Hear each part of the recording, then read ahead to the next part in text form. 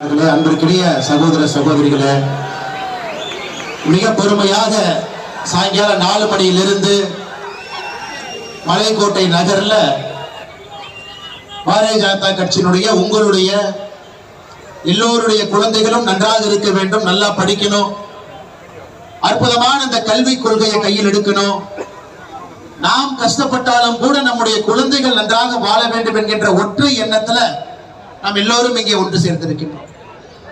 இந்த மண்ணுக்கு ஒரு சக்தி இருக்குதுங்க. இது ஒரு சாதாரண மண் கிடையாது. எந்த மண்ணில் நீங்கெல்லாம் அமர்ந்திருக்கிறீங்க, நின்று கொண்டிருக்கின்றீர்கள்.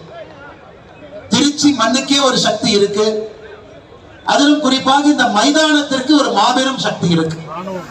காரணம், இந்த மைதானத்துல செப்டம்பர் 26ஆம் தேதி 2013 சரியாக 12 ஆண்டுகளுக்கு முன்பு அன்றைய மாநில தலைவராக இருந்த அண்ணன் பொன் ராதாகிருஷ்ணன் அவர்கள் இளம் தாமரை மாநாடு என்கின்ற ஒரு மாநாடு ஏற்பாடு செஞ்சிருந்தார்.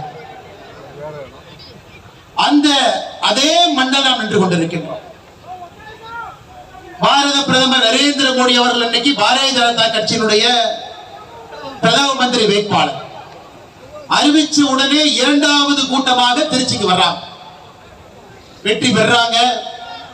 ஒரு குஜராத்திலிருந்து பிறந்து ஒரு சாதாரண குடும்பத்திலிருந்து வந்த ஒரு மனிதர் இந்தியாவினுடைய பிரதமராக மாறி இன்னைக்கு உலக நாடுகள் முழுவதும், சில நாடுகள் பார்த்து பயப்படுறாங்க, சில நாடுகள் கொண்டாடுறாங்க, சில நாடுகள் கொஞ்சறாங்க.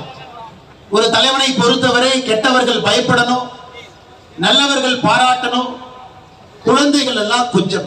அப்படிப்பட்ட ஒரு அற்புதமான தலைவராக இன்று பாரத பிரதமர் நரேந்திர மோடி அவர்கள் இன்னைக்கு நமக்கு இருக்கிறாங்கன்னா இந்த மண்ணும் ஒரு காரணம். இன்னைக்கு அதே மண்ணுல இன்னொரு முக்கியமான விஷயத்தை பாரதிய ஜனதா கட்சி கையில் எடுத்து நாம் எல்லாம் இங்கே நின்று கொண்டிருக்கின்றோம். நம்முடைய கல்விக் கொள்கை எப்படி இருக்க வேண்டும், என்ன படிக்கணும், எப்படி படிக்கணும், நம்முடைய கல்வி திறன் மேம்பாடு எப்படி இருக்க வேண்டும், அரசு என்ன சொல்றாங்க. இன்னைக்கு தமிழ்நாட்டை பொறுத்த வரைக்கும் ஒரு திமுகவுடைய மேடைக்கு போனீங்கன்னா ஆபாச பேச்சுக்கள், அவங்க பேசுறது எல்லாமே ஒரு ஆபாச பேச்சுக்கள். அதை கை தட்டுறதுக்கு ஒரு 100 பேர். அதே முதலமைச்சர் மு க ஸ்டாலின் அவங்க எல்லாம் கை தட்டுறாங்களே, அப்ப நம்ம சரியான பாதையில தான் போறோம் அப்படின்னு ஒரு மாய உலகத்தில் அமர்ந்திருக்கின்றார். நிச்சயமாக 2026 தேர்தலில் 200 சீட்டு ஜெயிச்சிருவோம் அப்படின்னு ஒரு மாய உலகத்தில் இருக்காரு. ஏன்னா அங்க இருக்கக்கூடிய திமுகவினுடைய தொண்டர்கள் அந்த ஆபாச பேச்சுக்கு கை தட்டுறாங்க. 2 நாட்களுக்கு முன்பு ஒரு திமுகவினுடைய அமைச்சர் சொல்றாங்க, வடநாட்டுல பாருங்க பன்னிக்குட்டி குட்டி போடுற மாதிரி எல்லாம் குட்டி போடுறாங்க, அதற்கு கை தட்டுறாங்க. அதற்கு 2 நாளைக்கு முன்னாடி இன்னொரு அமைச்சர் சொன்னாங்க, வடநாட்டுல ஒரே ஒரு பெண் 5 பேருக்கு திருமணம் பண்ணிக்குவாங்க, அதுக்கு 4 பேர் கை தட்டுறாங்க.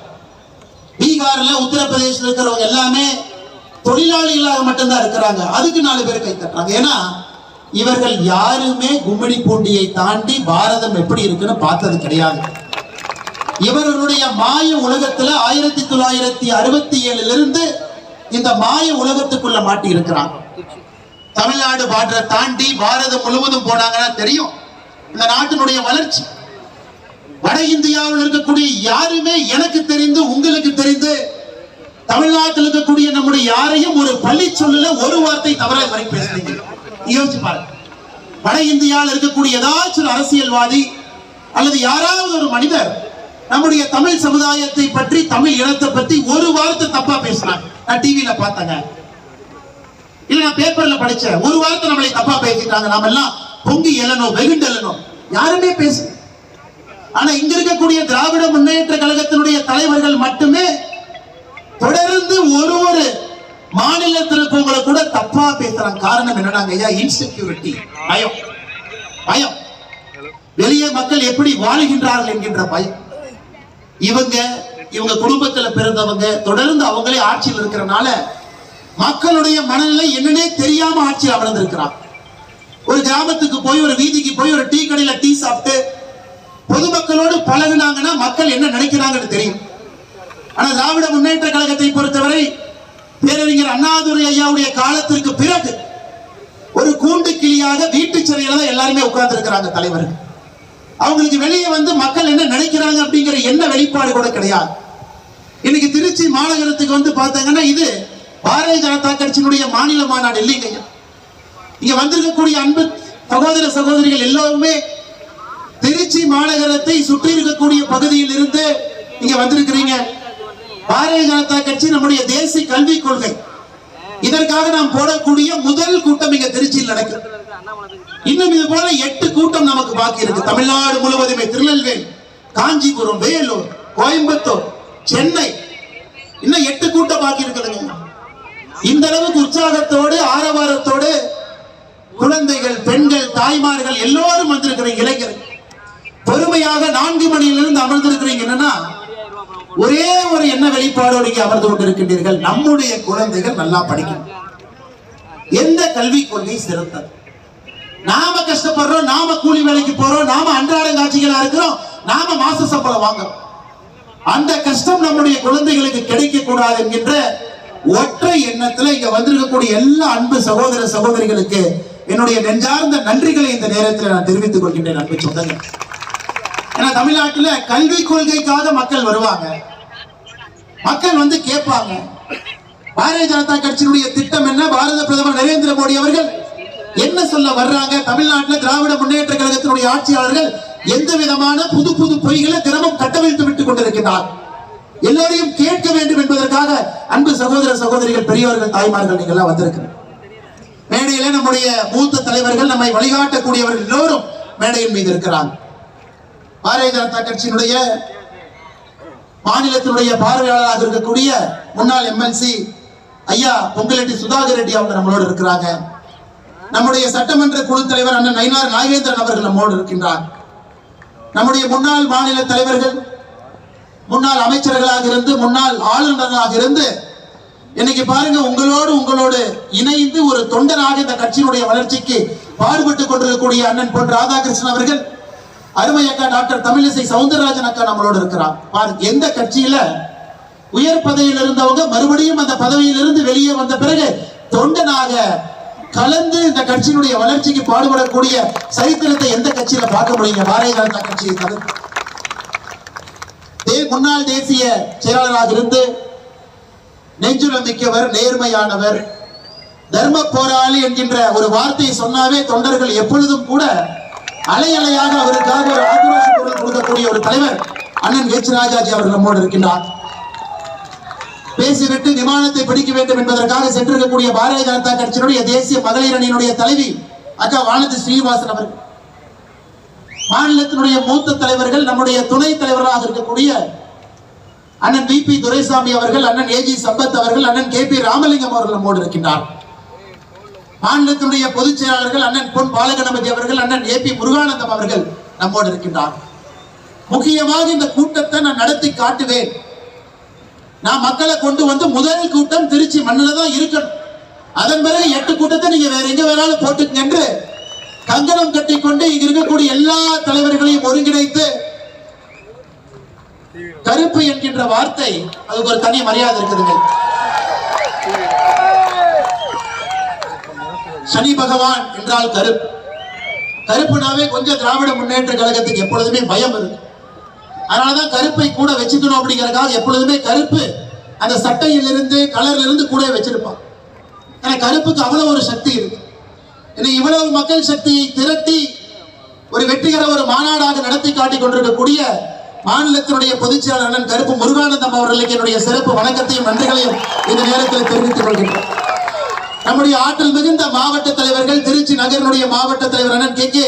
ஒண்டிமுத்தவர்கள், நன்றியுரை வழங்குவதற்காக அமர்ந்திருக்கக்கூடிய எளிய மனிதர், கடுமையான உழைப்பாளி, திருச்சி புறநகருடைய மாவட்ட தலைவர் அண்ணன் அஞ்சா நெஞ்சன் அவர்கள், புதுக்கோட்டையினுடைய 2 புதுக்கோட்டை கட்சி மாவட்டத்தினுடைய தலைவர்கள், மிக அற்புதமாக பணி செய்து கொண்டிருக்கக்கூடிய அண்ணன் என் ராமச்சந்திரன் அவர்கள், அண்ணன் ஜெகதீஷ் அவர்கள், தஞ்சை 2 மாவட்டத்தினுடைய தலைவர்கள் அண்ணன் ஜெய் சதீஷ் அவர்கள், அண்ணன் தங்க கென்னடி அவர்கள், பெரம்பலூர் மாவட்டத்தினுடைய தலைவர் அண்ணன் முத்தமிழ் செல்வன் அவர்கள், அரியலூர் மாவட்டத்தினுடைய தலைவி அக்கா டாக்டர் பரமேஸ்வரி அவர்கள், திருவாரூர் மாவட்டத்தினுடைய தலைவர் அண்ணன் வி.கே. செல்வம் அவர்கள், மயிலாடுதுறை மாவட்டத்தினுடைய தலைவர் அண்ணன் நாஞ்சில் பால் அவர்கள், நாகை மாவட்டத்தினுடைய தலைவர் அண்ணன் விஜயேந்திரன் அவர்கள், ராமநாதபுரம் மாவட்டத்தினுடைய தலைவர் அண்ணன் மேடையில் இருந்து அலங்காரம் செய்து கொண்டிருக்கக்கூடிய மிக கடுமையாக உழைத்து மாவட்ட தலைவர்களாக இருந்து இன்றைக்கு நம்மை வழிநடத்தி கொண்டிருக்கக்கூடிய அந்த பகுதியினுடைய எல்லா முன்னாள் மாவட்ட தலைவர்கள், மேடையில் இருக்கக்கூடிய எல்லா அன்பு தலைவர்கள், மிக முக்கியமாக இங்க வந்திருக்கக்கூடிய பாரதிய ஜனதா கட்சியினுடைய அன்பு தொண்டர்கள், அன்பு சகோதர சகோதரிகள், பத்திரிகை நண்பர்கள், காவல்துறை நண்பர்கள் எல்லோருக்கும் என்னுடைய இனிமையான மாலை வணக்கத்தை தெரிவித்துக் கொள்கிறேன். அன்பு சொந்தங்களே, 1968 ஒரு கல்விக் கொள்கை வந்துச்சுங்க சுதந்திரத்திற்கு பிறகு. 1986 இன்னொரு கல்விக் கொள்கை வந்துச்சு. அதை இரண்டாம் கல்விக் கொள்கை என்று சொல்லுவோம். 92ல திருத்தப்பட்ட இரண்டாம் கல்விக் கொள்கை வந்துச்சு. சுதந்திரத்திற்கு பிறகு இந்தியாவை பொறுத்தவரை 2 கல்விக் கொள்கை தான் இதுவரை இருந்துச்சுங்க. நம்முடைய பாரத பிரதமர் நரேந்திர மோடி அவர்கள் ஆட்சிக்கு வந்த பிறகு ஒரு தேசிய கல்விக் கொள்கையை கொண்டு வரணும். ஏழை மக்களுடைய முன்னேற்றம் என்பது அந்த கல்வியை சார்ந்திருக்க வேண்டும் என்பதற்காக ஒரு குழுவை போட்டாங்க, கமிட்டியை போட்டாங்க. அந்த கமிட்டி 2019 மே 31ஆம் தேதி ISRO அமைப்பினுடைய முன்னாள் தலைவராக இருந்த கஸ்தூர் ரங்கன் அவர்கள் தேசிய கல்விக் கொள்கையினுடைய வரைவு அறிக்கையை கொடுத்தார். அந்த அறிக்கையில மிக முக்கியமான பல விஷயங்களை சொல்லியிருந்தார். அதுல மிக முக்கியமானது எந்த மொழியை நாம் படிக்க வேண்டும் என்று இருந்தது. முதலாக நாம் பார்த்தோம், 1ஆம் கிளாஸ்ல இருந்து 5ஆம் கிளாஸ் வரைக்கும் நம்முடைய தாய்மொழி தமிழ் மொழியில தான் நாம் படிக்க வேண்டும் என்பது நம்முடைய தேசிய கல்விக் கொள்கையில நாம் கொண்டு வந்திருக்கக்கூடிய மிக முக்கியமான விஷயம். தாய்மொழி எப்படிங்க வளரும்? ஒரு குழந்தை வீட்டுல அம்மாட்ட தமிழ்ல பேசுவாங்க, அதே குழந்தை பள்ளிக்கூடத்துக்கு போகும்போது ஆங்கிலத்துல சொல்லி கொடுப்பாங்க. A for ஆப்பிள், அந்த குழந்தைக்கு ஆப்பிள்னா என்னன்னே தெரியாது. B for பால், அது தமிழ்ல வேற வார்த்தையை பயன்படுத்தும். அந்த குழந்தையினுடைய ஃபர்ஸ்ட் 5 வருஷம் 6 வருஷம் வளர்ச்சி பார்த்தீங்கன்னா பள்ளிக்கூடத்திலே ஆங்கில வார்த்தையும் வீட்டிலே தமிழ் வார்த்தையும் சொல்லும் பொழுது அந்த குழந்தையினுடைய வளர்ச்சி முழுமை இருக்காது. அதனாலதான் தாய்மொழி கல்வி கற்கக்கூடிய சைனாவாக இருக்கட்டும், ஜப்பானாக இருக்கட்டும், ஜெர்மனியாக இருக்கட்டும், எல்லோருமே மிக முக்கிய நாடுகளாக மாறி இருந்தார். அதற்காகத்தான் நம்முடைய பாரத பிரதமர் நரேந்திர மோடி அவர்கள் தேசிய கல்விக் கொள்கையில 1ஆம் வகுப்பிலிருந்து 5ஆம் வகுப்பு வரை கட்டாயமாக தாய்மொழி தமிழ் மொழிதான் கற்றல் மொழியாக இருக்க வேண்டும் என்பதை கொண்டு வந்தார். திமுக சொல்ல மாட்டான். இத்தனை ஆண்டு காலம் ஆட்சி செய்தும் கூட அவங்க கட்டாய தமிழ் மொழியை கொண்டு வரல, மோடியை கொண்டு வந்திருக்கிறார். 6ஆம் வகுப்பு 7ஆம் வகுப்பு 8ஆம் வகுப்பு தமிழ் மொழியிலே சொல்லிக் கொடுப்பதற்கான முயற்சி எடுப்போம். தேசிய கல்விக் கொள்கை வரைவறிக்கையில 3வது மொழி கட்டாயமாக ஹிந்தி படிக்க வேண்டும் என்று இருந்தது.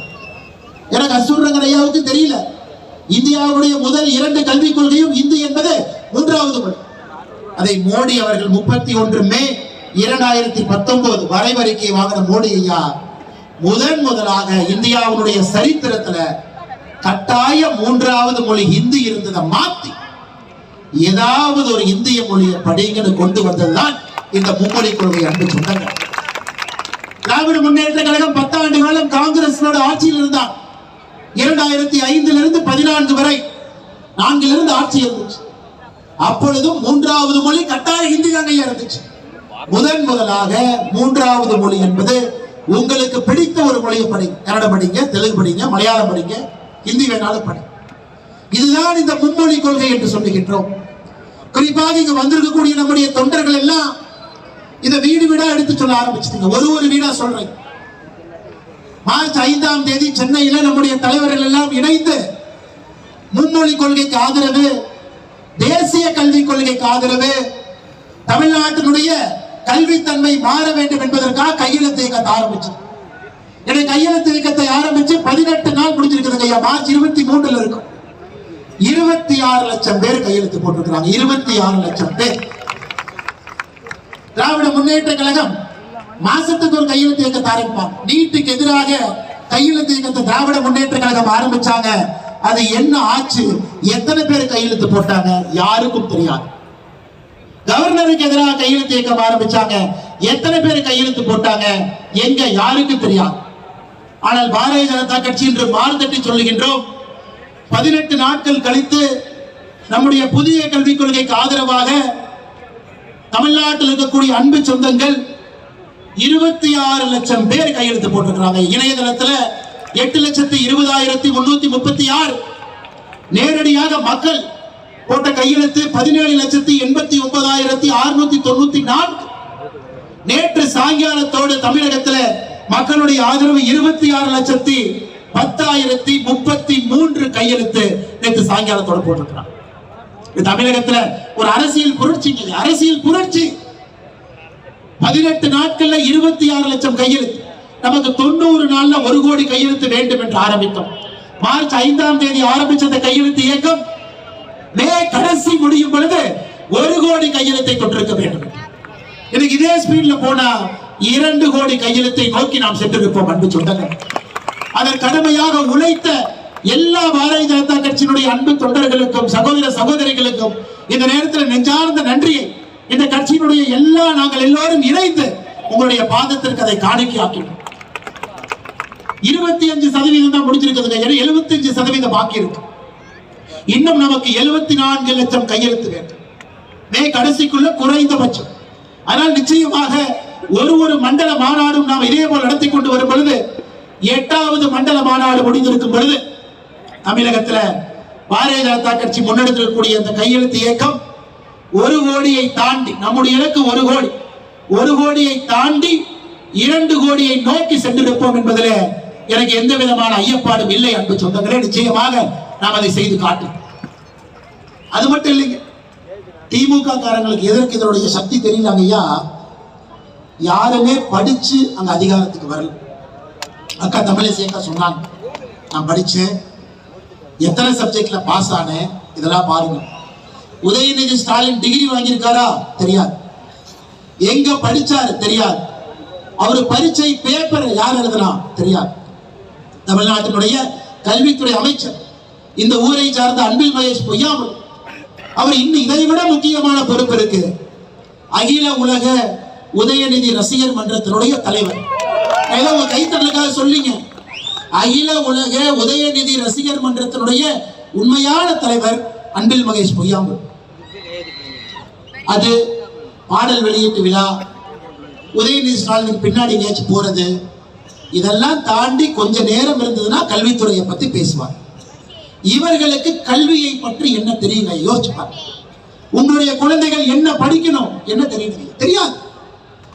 ஒரு அமைச்சரை பாருங்க, காந்தின்னு ஒரு பேர், சரி ஏதோ காந்தி மாதிரி இருப்பாரு நினைச்சீங்கன்னா,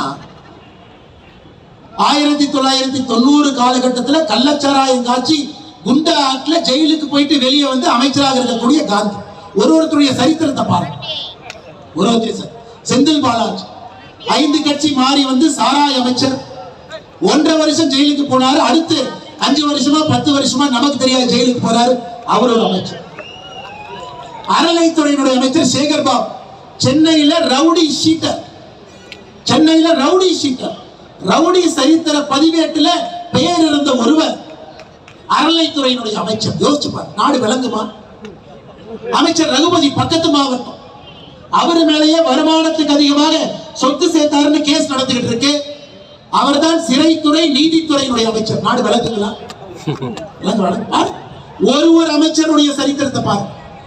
இந்த கூட்டு களவாணிகள்லாம் ஒன்னா சேர்ந்து நம்ம குழந்தைகள் என்ன படிக்க வேண்டும் என்பதை தீர்மானம் செய்ய போறாங்க. ஒரு ரவுடி கிளாஸ் எடுத்தா ரவுடி தாங்க கிடைப்பான், நல்ல ஆசிரியர் கிளாஸ் எடுத்தா நல்ல பையன் கிடைப்பான். ஆனால் இந்த கூட்டு களவாணிகள், சிறைக்கு சென்றவர்கள், மக்கள் பணத்தை கொள்ளையடித்தவர்கள், ரவுடிகளாக இருந்தவர், கள்ளச்சாராயம் காய்ச்சினவங்க, இவங்கெல்லாம் சேர்ந்து தமிழ்நாட்டினுடைய கல்வி கொள்கை எப்படி இருக்க வேண்டும் என்பதை பற்றி பேசிக் கொண்டிருக்கிறார். நீங்க அதை ஏத்துக்குவீங்களா? அன்பு சொந்தங்களை, நீங்க அதை ஏத்துக்குவீங்களா? கர்ம வீரர் காமராஜருடைய கல்விக் கொள்கையை பத்தி சொன்னா ஏத்துக்கலாம். புரட்சி தலைவர் டாக்டர் எம்ஜிஆர் ஐயா சொன்னா ஏத்துக்கலாம். தன்மை இருக்கிறது. அரசியல் தலைவராக இருந்து அதுபோல் மாண்போடு வாழ்ந்திருக்கிறார் ஐயா நரேந்திர மோடி அவர்கள். ஒரு கல்விக் கொள்கை எப்படி இருக்க வேண்டும் என்று சொன்னாலும் நாம் ஏத்துக்க போறோம். ஆனா இந்த கூட்டு களவாணிகள் சேர்ந்து தமிழகத்தினுடைய கல்விக் கொள்கை எப்படி இருக்க வேண்டும் என்று சொல்லிக் கொண்டிருக்கிறார்கள். அதை எப்படி நாம் ஏத்துக்க போறோம்? நீங்களே யோசிச்சு. அதனால்தான் அன்பு சொந்தங்களே, பாரதிய ஜனதா கட்சி இதை ஒரு புரட்சியாக நாம் மாற்றிக் கொண்டிருக்கின்றோம். ஒருத்தரையும் சந்திச்சு சொல்றோமா, உங்க குழந்தைக்கு புதிய கல்விக் கொள்கை வந்துச்சுன்னா என்ன நடக்கும்? இந்தியாவில் இருக்கக்கூடிய எல்லா மொழிகளும் உங்க குழந்தை படிப்பதற்கு ஒரு வாய்ப்பு. உங்கள் குழந்தை தமிழ் மொழி, தாய்மொழி தமிழ் மொழியில தான் படிப்பாங்க. மிச்ச மொழிகளையும் ஒரு பாடமா படிக்கலாம். இன்னைக்கு நாம சொல்றோங்க, ஆர்டிபிஷியல் இன்டெலிஜென்ஸ், செயற்கை நுண்ணறிவு, எந்திர வழி கற்றல், மிஷின் லேர்னிங், இதெல்லாம் நீங்க ஏதோ தனியார் பள்ளியில கான்வென்ட் பள்ளியில 5 லட்சம் ரூபாய் ஃபீஸ் வாங்கி சொல்லி கொடுத்துட்டு இருக்காங்க. இன்னைக்கு கவர்மெண்ட் ஸ்கூல்ல கொண்டு வர வேண்டும் என்று புதிய கல்விக் கொள்கையில சொல்றாங்க ஐயா. அது மட்டும் இல்லைங்க ஐயா, 11வது 12வது அரசு பள்ளியில புதிய கல்விக் கொள்கை வந்துவிட்டால் ஆங்கிலம், கொரிய மொழி, ஜப்பானிய மொழி, தாய் மொழி, பிரெஞ்சு மொழி, ஜெர்மன் மொழி, ஸ்பானிஷ் மொழி, ரஷ்யன் மொழி, போர்ச்சுகீஸ் மொழியும் படிப்பதற்கான வாய்ப்பு 11 12ஆம் கிளாஸ் இருக்கு. மொழி என்ன பண்றாங்க ஐயா, நம்முடைய குழந்தைகளை உலகத்தரம் வாய்ந்த குழந்தைகளாக தயார் பண்ணிட்டு இருக்காங்க. உலகத்தரம் வாய்ந்த குழந்தைகளா அரசு பள்ளியில படிச்சாலும் தனியார் பள்ளியில படிச்சாலும் சமமான கல்வி கிடைக்க வேண்டும் என்பதுதான் புதிய தேசிய கல்விக் கொள்கையினுடைய அடிப்படை நோக்கம். அடிப்படை இவங்களை பொறுத்தவரைக்கும் என்ன, இவங்க நடத்தக்கூடிய தனியார் பள்ளியில ஒரு கல்வி, அரசு பள்ளியில் நம்ம படிக்கக்கூடிய குழந்தைகளுக்கு தரமில்லாத ஒரு கல்வியை கொடுத்து திராவிட முன்னேற்ற கழகத்தினுடைய தலைவர்களுக்கு போஸ்டர் ஒட்டுவதற்காக அரசு பள்ளியினுடைய மாணவ செல்வங்களை தயார்படுத்திக் கொண்டிருக்கிறார். இங்க பாருங்க, திருச்சியில் தனலட்சுமி ஸ்ரீனிவாசன் மெட்ரிகுலேஷன் ஸ்கூல். யார் ஸ்கூலுங்க ஐயா? தனலட்சுமி ஸ்ரீனிவாசன் யார் ஸ்கூலுங்க ஐயா? மணச்சநல்லூர் திமுக எம்எல்ஏ கதிரவனுடைய ஸ்கூல். ஐசிஎஸ்சி 1ஆம் கிளாஸ்ல இருந்து 8ஆம் கிளாஸ் வரைக்கும் 3 மொழி படிக்கலாம். கிங்ஸ்டன் இன்டர்நேஷனல் அகாடமி துரைமுருகன் என்னது, சென்னை பப்ளிக் ஸ்கூல் கலாநிதி வீராசாமி என்னது, கீதா மெட்ரிகுலேஷன் ஸ்கூல் அமைச்சர் கீதா ஜீவன் அவங்களது, எஸ்கேபி வனிதா இன்டர்நேஷனல் ஸ்கூல் அமைச்சர் பிச்சாண்டி அவங்களது, ஜீவா வேலு இன்டர்நேஷனல் ஸ்கூல் அமைச்சர் ஏவா வேலுது, பாரத் வித்யாசிரம் ஜெகத் ரட்சகன் எம்பி இது, சிகே ஸ்கூல் மூகா முத்தவங்க குடும்பம். நான் என்ன சன்சைன் பள்ளியெல்லாம் சொல்லி கேட்டு கேட்டு காலை உங்களுக்கு தேஞ்சு போச்சு. முதலமைச்சர் முக ஸ்டாலினுடைய மகளே ஒரு மும்மொழி கற்றுக் கொடுக்கக்கூடிய பள்ளியை நடத்துறான். நான் என்ன திமுகவுடைய வட்டம் சட்டத்துக்கெல்லாம் போகவே இல்லைங்க, அவன் ஸ்கூல் நடத்திட்டு இருக்கான். ஆனா எல்லா தனியார் பள்ளி, எல்லா சிபிஎஸ்இ பள்ளி, எல்லா பள்ளிகளும் 3 மணி சொல்லி கொடுக்குறான். ஆனா நம்ம குழந்தைங்க அரசு பள்ளியில படிக்கிறவங்க 2 மொழி மட்டும்தான் படிக்கணும். என்னையா நான் ஒரு விவேகனுடைய காமெடி பார்த்தேன். ஒரு பெரியவர் உட்கார்ந்து இருப்பார், அண்ணன் விவேக். அவர் ஒரு போர்ட்ல எழுதுவார், ஆ அண்ணே தெரியுதா? தெரியல. ஆ பெருசு எழுதுவார், பெருசு தெரியுதா? தெரியல. பெருசு ஆ பக்கத்திலே கொண்டு வந்து வைக்கிற, தெரியுதா? தெரியல. நான் தெரியுறா? தெரியல. போர்டு தெரியுதா? தெரியுது. என்ன பெருசு? ஆ மட்டும் தெரியலங்கிற. தம்பினா மலைக்கு கூட பள்ளிக்கூடம் பக்கம் ஒதுங்கல தம்பி, அதனால ஆ தெரியாது. இன்னைக்கு திமுக எம்எல்ஏ அப்படித்தான் இருக்கிறான். இந்த 3 மொழி போய் 3வது மொழி அழிச்சிட்டு வா. ஒரு திமுக எம்எல்ஏ பெயிண்ட் டப்பாவை தூக்கிட்டு போறார். எதுல 3வது மொழி? 1 2 3 3வது மொழி அழின்னு ஆங்கிலத்தை அழிச்சிட்டு வர்றார். இன்னைக்கு இதுதான் இந்த மாதிரி முறையில வந்த திமுகவுடைய தொண்டை எப்படி இருப்பான் பாரு. 3வது மொழின்னு இங்கிலீஷ் அழிச்சதுக்கு அப்புறம் சொல்றான் பெருசு, அது 2வது மொழி மாதிரி தெரியுது, ஹிந்தி மேல இருக்குது, அது அழியுது. இவர்கள்லாம் இன்னைக்கு நமக்கு புத்தி சொல்லிக் கொண்டிருக்கின்றார்கள். தமிழகத்துல எப்படிப்பட்ட கல்விக் கொள்கை இருக்கணும், நாம என்ன படிக்கணும்.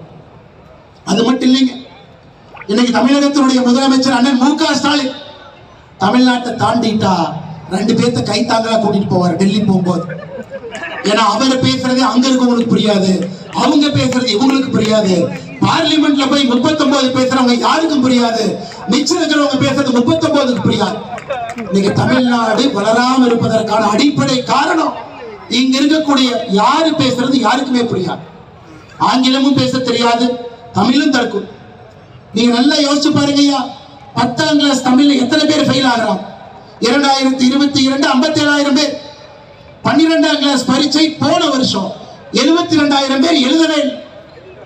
இன்னைக்கு நம்முடைய குழந்தைகளுக்கு இது போன்ற ஒரு கல்வி திட்டத்தை கொடுத்துட்டு தமிழ்நாடு வளர்ச்சி அடையும், தமிழ்நாடு வளர்ச்சி அடையும் என்று பகல் கனவு கண்டுட்டு இருக்கிறாங்க அன்பு சொந்தங்கள். இன்னைக்கு இதெல்லாம் மறைக்கிறதுக்கு புதுசா ஒன்று ஆரம்பிச்சிருக்கிறாங்க. இங்க பாருங்க, ஒரு பெரிய போர்டு நம்முடைய பாரதிய ஜனதா கட்சி வச்சிருக்கிறாங்க. தமிழ்நாட்டிற்கு பக்கத்து மாநிலங்கள் செய்யக்கூடிய அநியாயம். முல்லை பெரியார் அணையினுடைய நீர்மட்டத்தை கேரளா உயர்த்த மாட்டாங்க. தேவி அணையை ரிப்பேர் பண்றதுக்கு ஒரு கொத்தனார் ஐயா போய் 11 வருஷம் ஆச்சு, திரும்பி வரல. அவருக்கு என்ன ஆச்சுன்னு யாருக்குமே தெரியாது.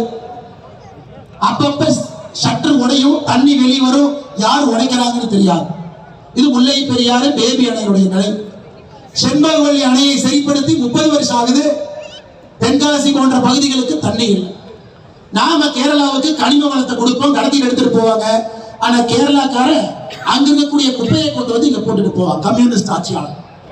இன்னைக்கு அந்த பிள்ளையாரி விஜயன் அவர்களுக்கு செவப்பு கம்பளம் போட்டு ஐயா வாங்க ஐயா வாங்க ஐயா வாங்கன்னு நேற்று சென்னையில மீட்டிங் நடத்துறான். கர்நாடகாவில் DK சிவகுமார், கர்நாடகாவுடைய துணை முதலமைச்சர், மேகதாத்துல அணை கட்டியே தீர்வு நிற்கிறார். தமிழ்நாட்டுக்கு வரக்கூடிய காவேரி தண்ணியை இன்னும் கொஞ்சம் குறை பண்ணிக்கிறார். அவரை போய் காலில் மட்டும்தான் திமுக உழுவுல அவரை கூட்டிட்டு வர்றான். நேற்று பாரதிய ஜனதா கட்சி தமிழ்நாடு முழுவதுமே நீங்க நம்முடைய தலைவர்கள் எல்லாமே கருப்பு கொடி ஏற்றி போராட்டம் பண்ண. எதுக்கு? தமிழ்நாட்டினுடைய உரிமையை விட்டு கொடுத்துட்டு அரசியல் லாபத்திற்காக இந்த தலைவர்கள் எல்லாம் சென்னை கூப்பிட்டு உப்பு சப்பு இல்லாத காரணத்திற்கு உப்பு இருக்கிற ஒரு பஜ்ஜியை கொடுத்து மீட்டிங் நடத்திட்டு இருக்கிறையா? உனக்குலாம் வெக்கமா இல்லையா? நேற்று நடந்த மீட்டிங் ஒரு உப்பு சப்பு இல்லாத ஒரு மீட்டிங், உப்பு போட்ட பஜ்ஜியை சாப்பிடுறதுக்காக ஒரு 4 மாநிலத்துடைய முதலமைச்சர்கள் கலந்திருக்கக்கூடிய மீட்டிங். யாரு பேசுறது யாருக்கும் புரியாது. முதலமைச்சர் ஸ்டாலின் பேசுறார், தெலுங்கானாவுடைய முதலமைச்சர் ரேவந்த் ரெட்டி அவருடைய செக்ரட்டரி சொல்றாங்க, அண்ணே காதுக்கு இயர்போன் போட்டுங்க, மொழிபெயர்க்கிறாங்க. தம்பி அவர் என்ன பேசினாலும் புரியாது, இயர்போன் போட்டா மட்டுமா புரியும்? இவர் பெங்காலுக்கு போய் தங்கிலீஷ் எல்லாம் பேசினவர் நம்முடைய முதலமைச்சர். அவர் போடு அந்த காட்சியை பாருங்க. தெலுங்கானால அந்த முதலமைச்சர் எதுக்குங்க மீட்டிங்கு போனீங்க? அவர் தமிழ்ல பேசுறாரு, உங்களுக்கு தமிழ் தெரியாது, நீ உட்கார்ந்து கேட்டீங்க, காதுக்கு அந்த மொழிபெயர்ப்பு கூட போடணும். DK சிவகுமார் வெக்கமே இல்லாம பிரஸ் மீட்ல சொல்றாரு, மேகதாட்டு அணை கட்டுனா தமிழ்நாட்டுக்கு நல்லதாமா. புழுக கேட்டிருக்கிறோம், அண்ட புழுக கேட்டிருக்கிறோம், ஆகாச புழுவை நேத்தா நான் பார்த்தேன். கர்நாடகாவில் மேகதாத்துல அணை கட்டுனா தமிழ்நாட்டு விவசாயிகளுக்கு நல்லது. இதனால் ரொம்ப போச்சு. அதை சன் டிவிக்காரன் காடு போடுறான். அண்ணன் DK சிவகுமாரே சொல்லிட்டாரு, காவேரி பகுதியில் மேகதாத்து அணை கட்டினா ரொம்ப நல்லதாமா. வெக்க கேடுங்க, வெக்க கேடு. எப்படி எல்லாம் ஒரு நரேட்டிவ் செட் பண்றாங்க. தமிழிசை அக்காவும் பொன்னார் ஐயாவும் ராஜா பேசும்போது சொன்னாங்க, ஸ்டாலின் ஐயா மீட்டிங்ல பேசுறாரு, எழுதி வச்சதை படிக்கிறாரு. உதயநிதி அண்ணா சைடில் உட்கார்ந்து இருக்காரு. கனிமொழி அக்கா குறுக்கு மறுக்கு இங்கேயும் ஓடுறாங்க. ஏன் ஓடுறாங்கன்னு யாருக்குமே தெரியாது. அது திமுக விழாவா, அது குடும்ப விழாவா, நேற்று தமிழக அரசு நடத்திய விழாவா? அது காசு யாரு செலவு பண்ணாங்க? அத்தனை பேருக்கு பஜ்ஜி போட்ட செலவு யாரு? திராவிட முன்னேற்ற கழகத்தினுடைய செலவா, தமிழக அரசுடைய செலவு? யோசிச்சு பாருங்க. தொகுதி மறுசீரமைப்பு பற்றி நாம பேசணுமா? யாரும் பேசணும். நாம பேசும் பொழுது பாராளுமன்றத்தில் நம்முடைய பிரதமர் அவர்கள் பேசுவார்கள், உள்துறை அமைச்சர்கள் பேசுவார்கள். என்ன தொகுதி மறுசீரமைப்பு? அது அமித்ஷா அவர்கள் கோயம்புத்தூர்ல பேசிட்டாங்க. பாரத பிரதமர் நரேந்திர மோடி ஐயா ஆந்திரால பேசிட்டாங்க. தொகுதி மறுசீரமைப்பு நடக்கும் பொழுது மக்கள் தொகை அடிப்படையில் நடக்காது என்பதை தெல்ல தெளிவா சொல்லிட்டாங்க. விகிதாச்சார அடிப்படையில் தான் நடக்கும், அதையும் சொல்லிட்டாங்க. அப்ப திமுக கணக்கு தெரியாது, விகிதாச்சார அடிப்படையில் என்னன்னு சொல்லுங்க. தெரியுமா? உனக்கு தான் கணக்கு தெரியாது, நல்லா சொல்றோம் கேட்டுக்க. 543 MP, தமிழ்நாட்டுல 39 MP. அப்ப எவ்வளவு ஐயா? 543ல நம்ம பங்கு 7.17% நம்ம MP. உத்தரப்பிரதேசம் 80 MP 543ல, அவங்க பங்கு 14.74% உத்தரப்பிரதேஷ், 14% UP, 7.17% நாம மொத்த MP. நாளைக்கு 543 எவ்வளவு பெருசானாலும் அதுல 7.17 தமிழ்நாட்டுக்கு, அதுல 14.7 UP. முடிஞ்சு போச்சு, கதை முடிஞ்சு போச்சு. எல்லாம் பெட்டி கட்டி கிளம்புங்கன்னு சொன்னாலும் திமுக காரை கூட்ட போடுறோம். யாருக்கும் ஒரு சீட்டு குறையாது, யாருக்கும் ஒரு சீட்டு ஏறாது. விகிதாச்சார அடிப்படையில் இன்னைக்கு என்ன இருக்கோ நாளைக்கு அதான் சொன்ன பிறகு, அப்ப தென் மாநிலங்களுக்கு மட்டும் விகிதாச்சாரம், வட மாநிலத்துக்கு மக்கள் தொகையா? முட்டா பையில அப்படி எப்படி பண்ண முடியும்? மக்கள் தொகைன்னு வச்சா முழுசா மக்கள் தொகை வைப்பாங்க, விகிதாச்சாரம் வச்சா முழுசா விகிதாச்சாரம் வைப்பாங்க. இப்படிப்பட்ட முட்டாள்களாக திராவிட முன்னேற்ற கழகத்தினுடைய தலைவர்கள் இருக்கிறாங்க. அதுக்கு ஒரு கூட்டம் போடுறாங்க.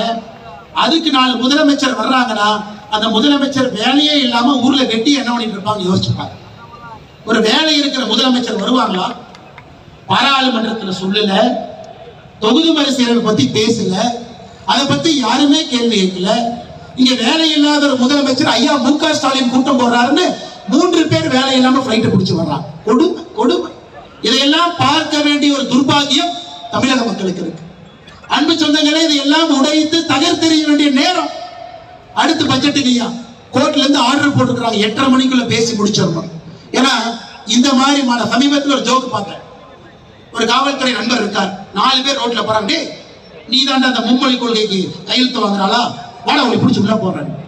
அந்த 4 பேர் சொல்றாங்க, ஐயா நாங்கெல்லாம் கஞ்சா வைக்கிறவங்க, நாங்கெல்லாம் பெண்களுடைய தாலியை பிடிச்சி இருக்கிறவங்க அப்படின்னா போ அந்த மும்மொழி கொள்கையை தூக்கிட்டு வாங்க.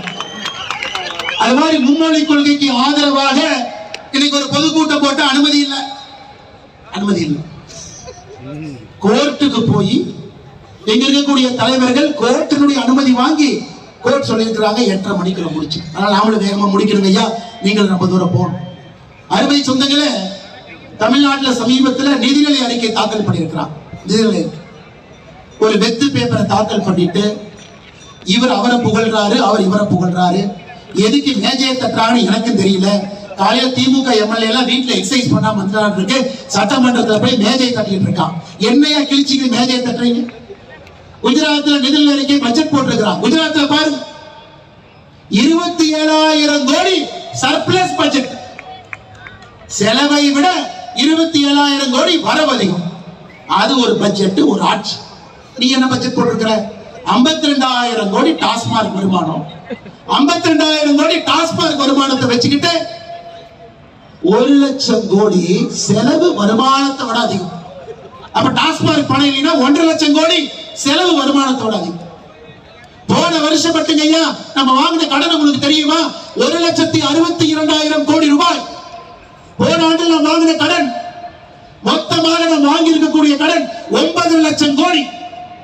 இந்தியாவில் யாருமே 9,00,000 கோடி வாங்க கேட்டா நம்பர் 1 முதலமைச்சர் இவரே. அவருக்கு பேர் கடன் வாங்குறது நம்பர் 1, கொள்ளையடிக்கிற நம்பர் 1, ஊழல்வாதிகள் வச்சிருக்கிற நம்பர் 1, பெண்களுடைய செயினை டபக் டபக்குன்னு பிடிக்கிறது நம்பர் 1, ஊழல் இல்லாத துறையே இல்லை அதுல நம்பர் 1, பாலியல் குற்றம் நடக்காத நகரமே இல்லை அது நம்பர் 1, தினமும் கொள்ளை நடக்காத ஒரு நாளே இல்லை இது நம்பர் 1. இவங்க நீங்க சொல்லிட்டு இருக்கிறாங்க 200 பேர் போடுவாங்க, 200 சீட் வரும். அப்படியே பேசிக்கிட்டே அந்த வண்டி மென்டல் ஹாஸ்பிட்டல் போகுது, எல்லாம் ஏறுகாப்பான்னு தான் சொல்லணும். அப்படியே சொல்லிட்டு தெரியுங்கப்பா, அந்த வெள்ளை கலர் வண்டியில ஏறு, அப்படியே மென்டல் ஹாஸ்பிட்டல் போயிடலாம். எப்படி 200 சீட் கொடுப்பான்? எப்படிங்க என் தமிழக மக்கள் 200 சீட் கொடுப்பான்? வரலாறு காணாத மோசமான ஒரு ஆட்சி. எப்படி 200 கொடுப்பான்? இதுல இன்னைக்கு பாரதிய ஜனதா கட்சியினுடைய மகள் 92 பேரை கைது பண்ணிருக்காங்க. 92 பேர்.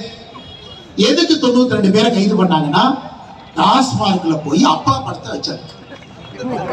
அப்பா படம். ஏன்னா நம்ம மகளிரையும் பாருங்க, அவங்களுக்கு குறும்பு. ஐயோ பாவம், எல்லாம் குடிக்கிறாங்க, யாரு மது கொடுத்தாங்கன்னே தெரியாம அந்த வெயில நிக்கிறாங்க.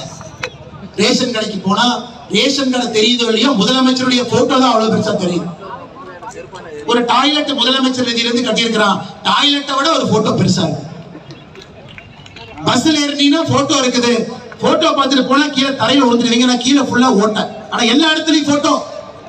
மகளிர் யோசிச்சாங்க, ஒரு டாஸ்மார்க்லயும் போட்டோ போட்டுடலாம். காவல்துறை 92 பேரை கைது பண்ணி பாரதிய ஜனதா கட்சியினுடைய நம்முடைய அன்பு சகோதரிகளை இன்னைக்கு அந்த 92 பேர்ல 6 பேர் நம்முடைய அன்பு சகோதரிகள். விருதுநகர்ல சகோதரி அம்சவல்லி சாந்தகுமாரி, திண்டுக்கல் கிழக்குல சகோதரி மல்லிகா, சகோதரி உமா மகேஸ்வரி, தூத்துக்குடி தெற்குல சகோதரி லதா, சகோதரி லட்சுமிவேல். 6 பேர் ஜெயில இருக்காங்க.